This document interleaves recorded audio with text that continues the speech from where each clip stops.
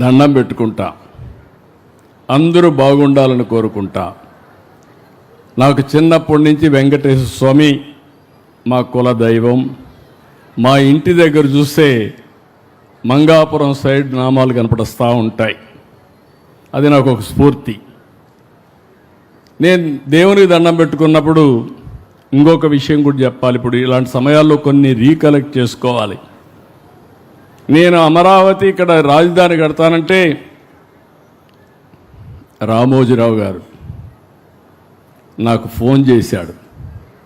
Phone చేసి, బాబు గారు మీరు రాజధాని కడుతున్నారు, పేరు ఏం పెట్టబోతున్నారు అనేది నాకు కొన్ని రిజర్వేషన్స్ ఉన్నాయి.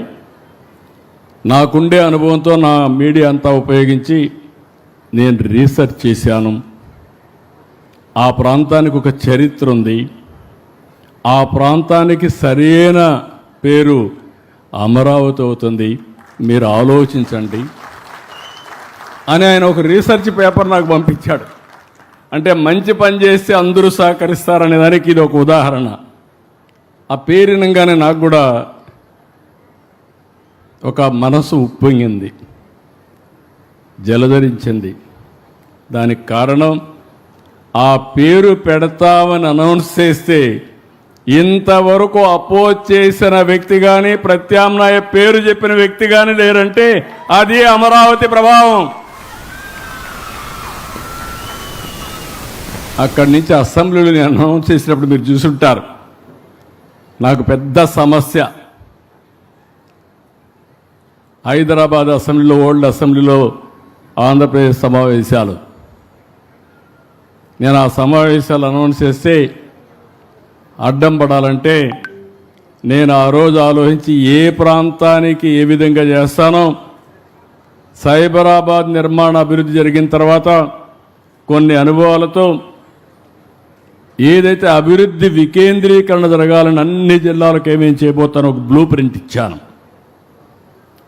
ఆ రోజు మాట్లాడిన మాటలు ఆనాటి ప్రతిపక్ష నాయకుడు, ఇప్పుడు ప్రతిపక్షం కూడా లేదు, అది వేరే విషయం.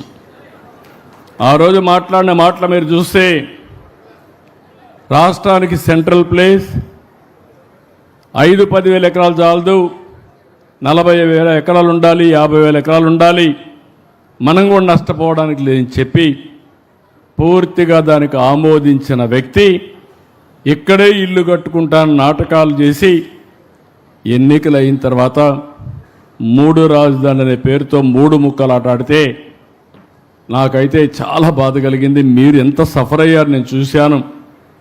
చరిత్రలో చిరస్థాయిగా మిగిలిపోయే ఉద్యమం అమరావతి రైతుల ఉద్యమం అని చెప్పి మరొకసారి తెలియజేస్తున్నా.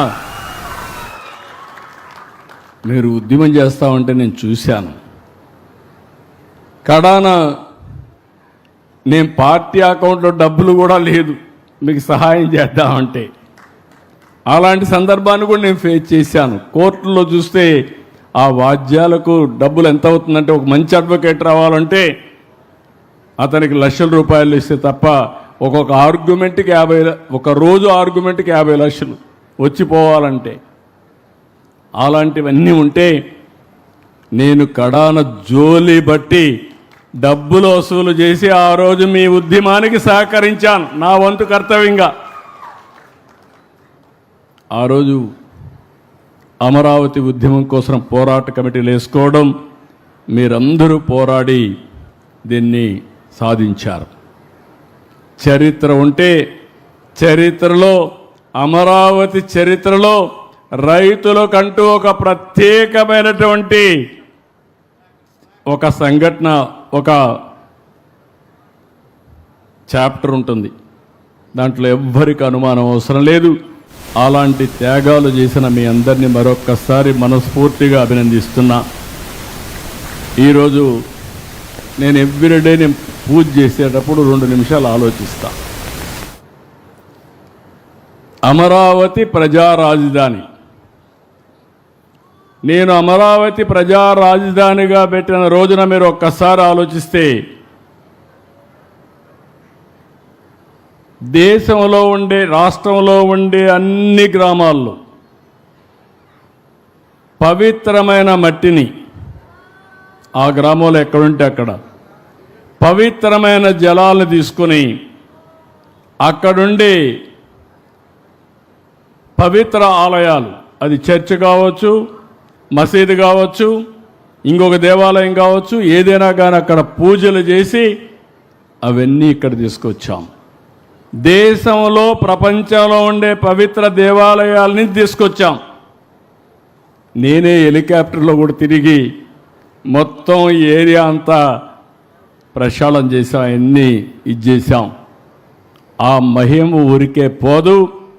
అందరూ దేవుళ్ళ యొక్క ఆశీర్వాదాలు మన మీద ఉన్నాయి, ఈ యొక్క అమరావతి పైన ఉన్నాయి. రెండవది, అమరావతి దేవతల రాజధాని కూడా. ఇక్కడ ప్రజా రాజధాని మన పురాణాల్లో మనం చదువుకున్నది. అమరావతి రాజధాని, దేవతల రాజధాని. దేవేంద్రుడు అక్కడ రాజు. అదే మరి దేవతల రాజధాని అమరావతి అన్నప్పుడు అమరావతిలో ఇబ్బందులు ఉండవు. ఎక్కడ? స్వర్గంలో.